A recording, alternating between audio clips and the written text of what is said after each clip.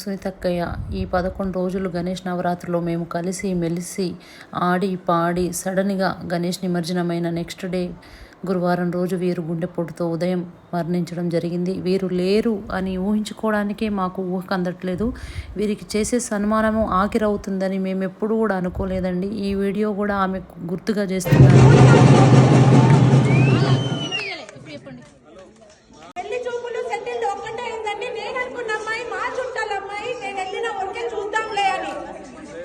అది అయిందండి.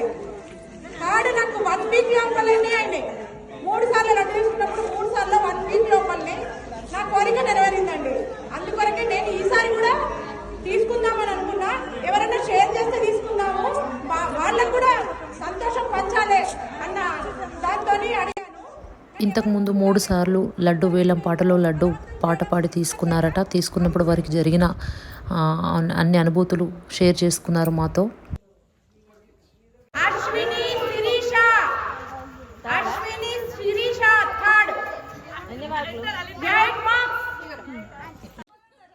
ఇక్కడ ప్రతిరోజు కూడా రోజు ఒక గేమ్ ఆడించారు అక్కయ్య. అందరినీ కూడా ఎంత ఎంటర్టైన్మెంట్ చేశారంటే ప్రతి ఒక్కరికి గేమ్స్ పెట్టడం, పిల్లలకి పెద్దవాళ్ళకి, అలాగే ప్రతి ఒక్కరికి గిఫ్ట్లో తనే ఎవ్రీ ఇయర్ కూడా స్పాన్సర్ చేస్తుంది.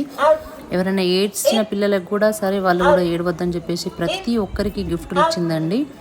అసలు తను అనుకుందో లేదో ఈ సంవత్సరానికి నాది లాస్ట్ అని ఇక్కడ భజన కార్యక్రమంలో కూడా పాల్గొన్నారు అక్కయ్య. పాటలు చాలా బాగా పాడతాయి. రోజు 2 హారతి పాటలు పాడేవారు.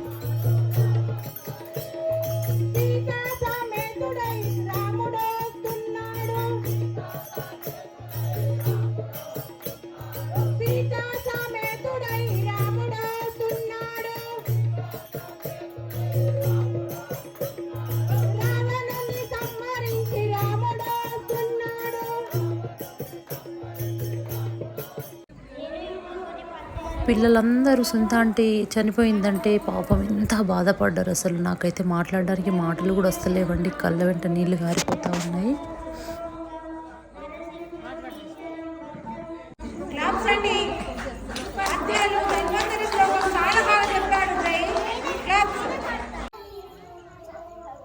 ఇక్కడ చూడండి, అక్కయ్యకు పిల్లలంటే చాలా ఇష్టం. ఎప్పుడు పిల్లల దగ్గరనే, పిల్లలతోనే పిల్లలాగా ఉండేది.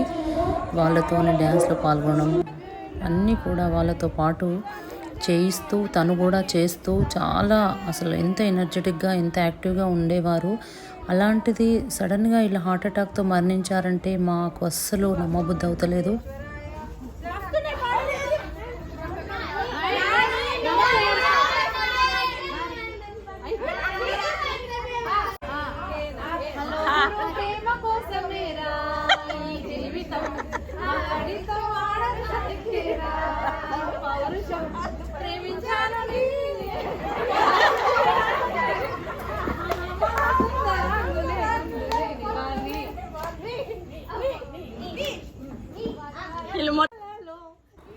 ఇక్కడ చూసారా, ఈ నవ్వులు మళ్ళీ మాకు ఎక్కడ దొరుకుతాయి సునీతక్కయ్య? అసలు మీ మధుర జ్ఞాపకాలని మేము ఎలా మర్చిపోగలము?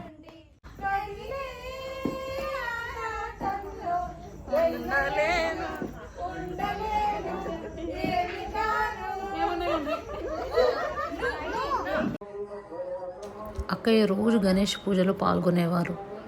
రోజు 2 హారతి పాటలు పాడేవారు. నేను రోజు 2 పాడతాను ముందే చెప్పేసింది అన్నట్టు. పిల్లలందరికీ డ్యాన్స్లు, ఫ్యాన్సీ డ్రెస్ కాంపిటీషన్, తను కూడా డ్యాన్స్ చేసింది.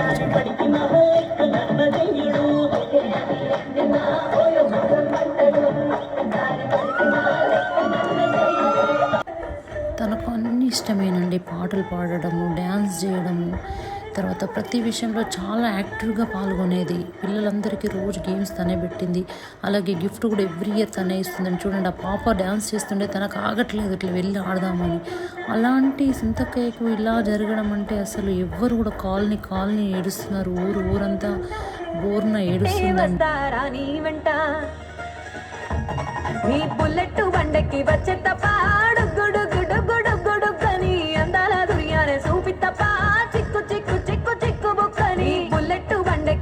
రోజు మార్నింగ్ 10-10:30కు కాల్ చేసేది నాకు. ఈ 11 రోజులు కూడా నిన్నటి ఫొటోస్ కావాలి, నేను స్టేటస్ పెట్టుకుంటానే అని అడిగేది. వినాయక నిమజ్జనమైన నెక్స్ట్ డే ఫోన్ రాలేదు, ఇంకా స్టేటస్ గురించి ఫోన్ చేస్తలేదు సొంతక్కయ్య అనుకున్నాను, కానీ ఇంత ఘోరం జరుగుతుందని అనుకోలేదండి.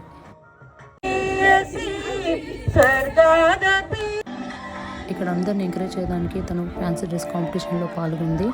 ఈ వీడియో కూడా సొంతక్కయ్యకు ఫొటోస్ వీడియోస్ అంటే చాలా ఇష్టం అండి. తనకు జ్ఞాపకార్థం తనకు అంకితం చేస్తున్నాను నేను ఈ వీడియో. తన కోసమేనండి, తన మనసు తన ఆత్మ తృప్తిగా ఉండాలని.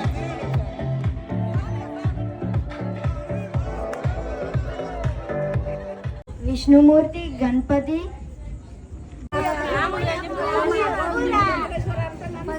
విష్ణుమూర్తి, గణేశుడు, శివుడు. ఇక్కడ చూడండి పిల్లల్ని ఎలా గేమ్స్ ఆడిస్తుందో. ప్రతిరోజు మార్నింగ్ కాల్ చేసి ఈరోజు ఏం గేమ్స్ పెడదాము, ఈరోజు ఏంటి అని రోజు అడిగేదండి. అసలు ఆమెకు అంత ఎనర్జీ ఎక్కడి నుంచి వస్తుందో అని అనిపించేది. కానీ పిల్లలు కూడా చాలా బాధపడుతున్నారు.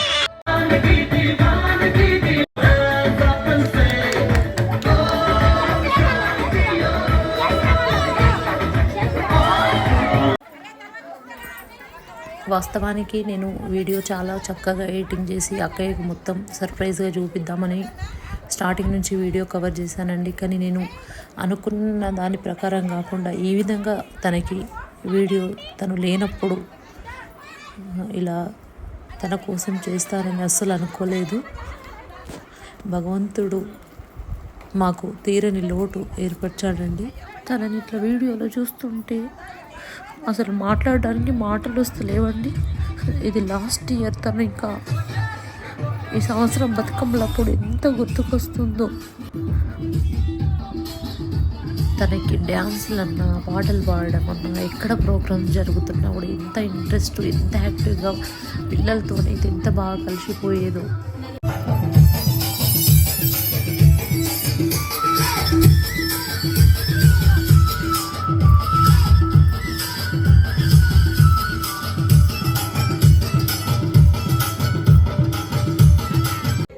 అయోధ్య రామ మందిర నిర్మాణం అప్పుడు తన సొంత ఖర్చులతోనే తను ఇంటింటికి జెండల పంపిణీ చేసిందండి. ఇలాంటి సేవా కార్యక్రమాలు ఎన్నిట్లలో తను పాల్గొంటుంది. ఆధ్యాత్మిక కార్యక్రమాలు ఏవైనా కూడా తను ముందుంటుంది.